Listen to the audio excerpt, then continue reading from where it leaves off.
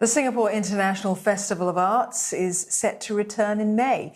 It aims to draw attention on what performances could look like in both the physical and virtual spaces. The festival will unveil new commissions by local and international artists, both online and offline. And we're joined by Festival Director Natalie Hennedige. Ms. Hennedige, you have been appointed director of this annual festival from this year to 2024. So that's 3 years in which you will be in charge of this. How do you plan to have each annual festival so that while they are different, they clearly show a recurrent theme? Well, first and foremost, as I came into this festival, I asked myself, what does it mean to be Singapore's Pinnacle Performing Arts Festival?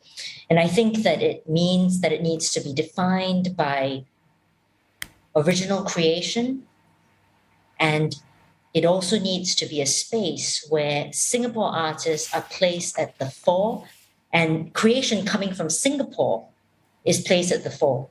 It's also an arena for us to discover a meaningful international dynamic. So I've created an arc over the 3 years where there is a recurring title, The Anatomy of Performance. And to focus the curation, each year is accompanied by a changing subtitle. And this year, the subtitle is Ritual. So we focus on ritual this year.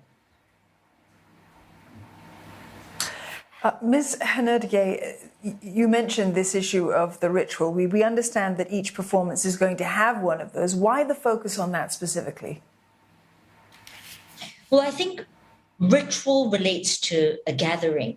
I think we're looking at a specific time where we have missed this gathering, the energy of people coming together. Ritual also relates to the body and the presence of performers and the unique ways in which performers project their artistic perspectives, their ways of life, their ethnicities, their languages. And all this relates to ritual. The sounds that are created by specific instruments, the costumes that are adorned. These are all aspects of ritual. The ways in which the tempo of the body, the gestures in the hands, in the eyes, in the feet, all these things are aspects of ritual. And so we're looking at a time where I think this gathering, the presence of people is really important to encapsulate, to embrace in an international performing arts festival. Explain this to me, a layman Philistine like myself, right? So, for example, ritual this year. If we talk about the Singapore identity, ritual, you're saying the body, what we do, next year and the year after that, how will they be different? And yet, how will they be the same? And how will each year reflect on the Singapore identity? Certainly. Well, I'll give you an example of perhaps a work that's happening in this year's festival. So we're looking at 3 commissions woven into a singular experience.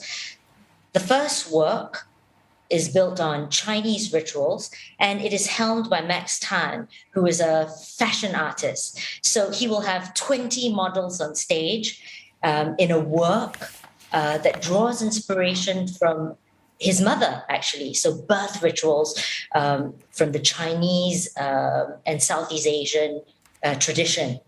And then the second piece is a recreation of a Malay wedding ceremony performance. And this is created by Nadi Singapura, which is a percussion group based in Singapore. And then finally, you have Mrs. Santa Bhaskar, who's creating Yantra Mantra, which is a dance ritual that cleanses the earth and the cosmos.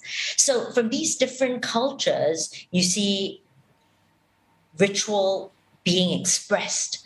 Apart from this, we also have works that are created to expand the notion of ritual. So, for instance, there is a piece of work called The Devil's Cherry, which centers on a married couple. So there we look at sort of the rituals that take place in long unions. We also have artists who are experimenting in digital art. So they're exploring notions of ritual in the digital arena. All right, thanks so much for that, Natalie Hennedige. Now she's Festival Director of the Singapore International Festival of Arts 2022. It opens in May this year.